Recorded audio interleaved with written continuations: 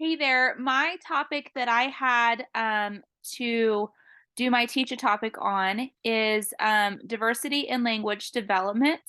And so I would like to just share a little bit with you about that. It is located in our book on pages 187 through 192. And first off, it talks about dual language development. Um, mentions about bilingual children will speak more than one language. Um, monolingual children will speak only one language.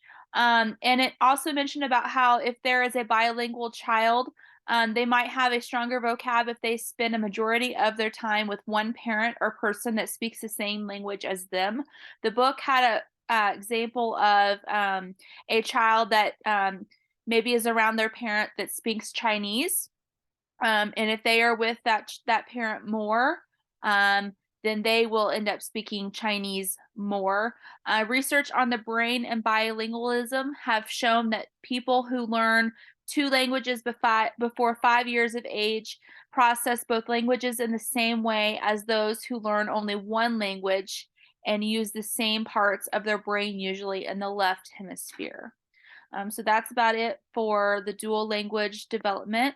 And then for the second language learning, our book goes on to talk about what if you didn't learn two languages when you were growing up? When and how should you learn a second language? It also has a couple of terms to note for vocabulary. The sensitive period is a time when a person is ready to learn certain things or respond to certain experiences. In this case, it's talking about learning a language. And then the critical period if learning doesn't happen in these periods, it never will. There is no critical period that limits the possibility of language learning by adults. Older children will go through stages of learning faster than young children. Research on the brain and bilingualism suggests that there is most definitely a sensitive period for optimal bilingual language and reading exposure and mastery. The earlier a person learns a second language, the more their pronunciation pronunciation is near native. And also, research has found from birth to about 4 months, infants can discriminate all the basic sound building blocks from any of the world's 6,900 or so languages. After about 14 months, they lose this capability and hone in on the sounds of the language they are learning while being in their environment. Um, the benefits of bilingualism. There's no cognitive penalty for children who add a second or third language. There are benefits, though. In this case, there are higher degrees of bilingualism are correlated with increased cognitive abilities such as theory of mind, cognitive flexibility, attention, or executive functioning. And then language loss. So this sometimes happens if you have gained two or more languages. You might stop with your first language that you learned and forget that language and focus on the other language. In this case, the book had mentioned an example of immigrants that they will subtract their first language as they are likely to experience discrimination, and then they would move on and go on with their next language.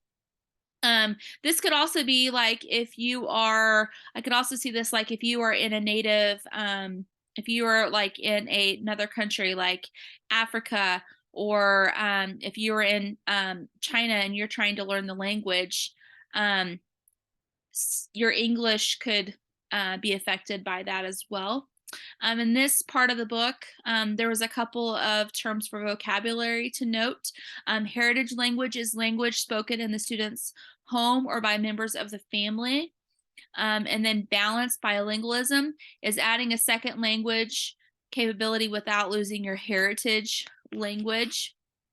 I would see in this case with the diversity in language development, with having more than one language, just to continue, depending on which one is your native language, to continue to work on that native language. So if you're in another country and you're learning Chinese, or if you're learning Swahili for Africa, being an African country, or the other languages that are spoken there, to continue working on your English, but also work on learning Chinese, if that's Mandarin, or Swahili, uh, if that's the African dialect that you are learning in the area where you are.